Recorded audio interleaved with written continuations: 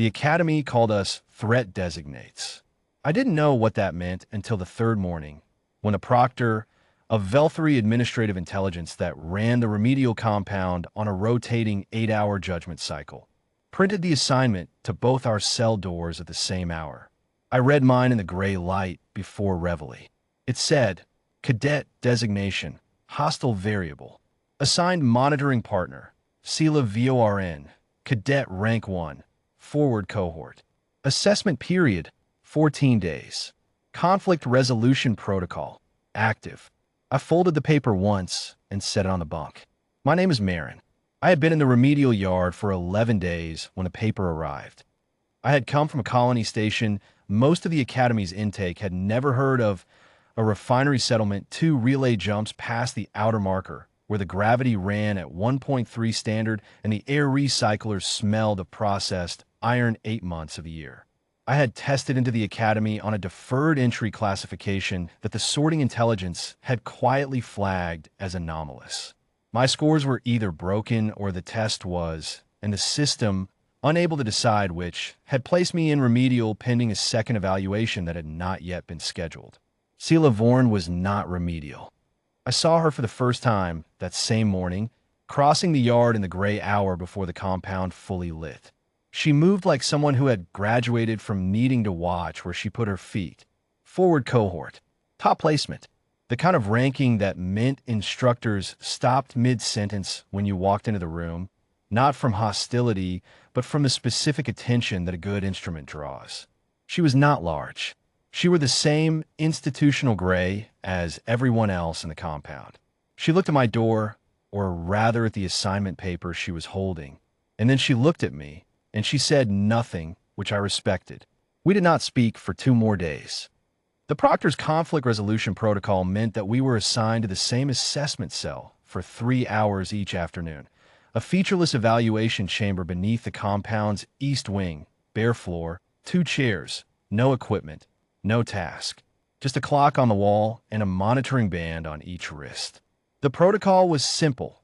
The chamber measured cortisol analogs, galvanic response, micromuscle tension around the jaw and orbital region. It was waiting for aggression to surface. It had a very confident model for how 2 cadets designated as mutual threats would spend 3 hours in a bare room together. On day 1, Sela sat in her chair and read a technical manual she had folded flat and pressed inside her uniform jacket. I sat in my chair and thought about the recycler problem I had been running through in my head for the past week. A pressure differential leak in the compound's east wing ventilation that produced a faint flutter at 0300 that nobody else seemed to notice. The clock moved. Our wristbands registered nothing useful. The proctor extended the session by 40 minutes. On day 2, I brought a piece of paper and a stylus and work calculations. Sela ate a compact ration bar with the systematic patience of someone who had learned to eat on a schedule rather than from hunger. At one point, she glanced at what I was writing. She said, "Your differential is off at the 3rd stage. You're losing pressure to a secondary branch you haven't accounted for." I looked at the calculation. She was right. I corrected it without comment. She went back to her manual. That was the beginning. By day 5, we were talking. Not about the protocol, not about the designation, not about what the proctor wanted from us. She told me about the forward cohort's advanced simulation curriculum. Sequences designed to model multi-axis engagements, the kind of problem that required you to hold 6 variables in tension simultaneously and act on the one that mattered most before the window closed. I told her about the refinery, about 1.3 gravity and what it does to your back after a decade, and what it does to your tolerance for manufacturer emergencies. She laughed once, a short flat sound, at something I said about the Academy's survival trial food rationing protocol. I hadn't tried to be funny. The proctor escalated on day 7. It introduced a variable, a timed resource allocation task, 1 set of materials, 2 cadets, 1 solution slot. The classic zero-sum frame. 1 cadet's answer would be logged. The others would be discarded. We looked at the materials.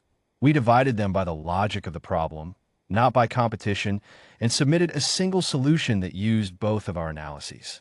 The proctor registered the submission and was quiet for a long time. Day 9. It introduced a physical element. One access corridor, sealed, two override codes that operated in sequence. The second code could only be entered after the first.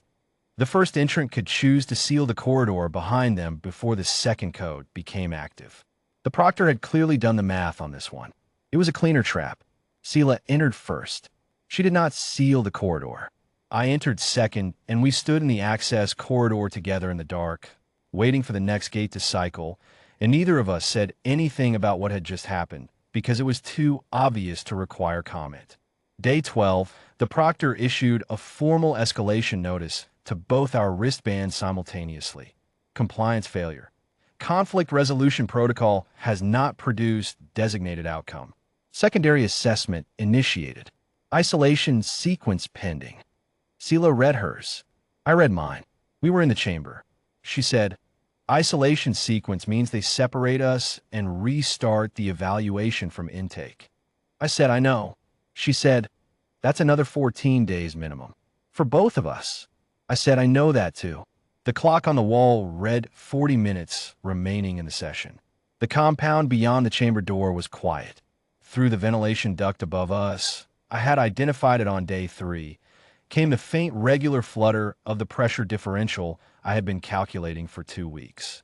I said, the secondary branch is a return air loop off the east corridor junction. The flutter is a loose baffle plate. Takes about 4 minutes to reset if you know what you're pressing. Sela looked at the ceiling, then at me. She said, you've been running that calculation for 12 days. I said, 11. I was off the first day. She was quiet for a moment. Then she said, if we submit a maintenance flag, it enters the compound log. Proctor reviews all log entries. I said, yes. She said, so we be in the compound record for fixing a ventilation fault during an active isolation sequence, instead of, say, complying with a conflict resolution protocol. I said, that's one way to describe it. The flutter came again, faint, exactly where I had calculated it would be. Sela stood up. She was several centimeters taller than I had registered from sitting position.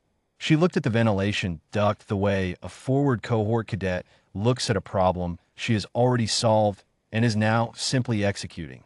She said, do you need the stylus? I said, I know where everything is. We filed the maintenance flag at the 43-minute mark. The proctor logged it. The baffle plate took 3 minutes and 50 seconds. When we came back down from the service access, the yard crew, 6 cadets from the Remedial compound's general population who had been watching the maintenance hatch from the yard with the specific quality of attention that bored people give to anything that breaks routine, had gone quiet in the way. That means something has shifted in the room's internal calculus. The proctor ran its isolation sequence at 1800. It found 2 cadets seated in the assessment chamber, wristbands registering baseline comm, a completed maintenance log entry time-stamped to the active session, and no conflict data across 12 days of observation. It issued a status flag. Assessment incomplete. Insufficient variable output. In the morning, the designation papers were gone from our doors. I don't know what the Academy did with the conflict resolution protocol after that. I know that Sela Vorn went back to the forward cohort on day 15. I know that the ventilation flutter did not return. I know that when she crossed the remedial yard on her way out, she passed my door at the gray hour before reveille, the same time she had crossed it on the first morning, and she did not stop. She set a folded piece of paper on my threshold. I read it after she was gone. It was her calculation for the third stage pressure differential, corrected and extended to 4 additional branch loops I had not yet mapped. At the bottom, she had written in the flat handwriting of someone trained to write under time pressure for the next one. I kept it. The remedial yard got a new threat designate pair 3 weeks later.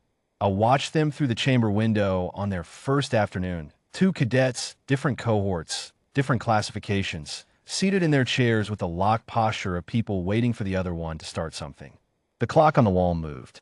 Their wristbands registered what the proctor expected them to register. I had been rescheduled by then. Second evaluation, formal intake, no anomalous flag. I did not tell them what we had done. Some things only work if you figure them out yourself.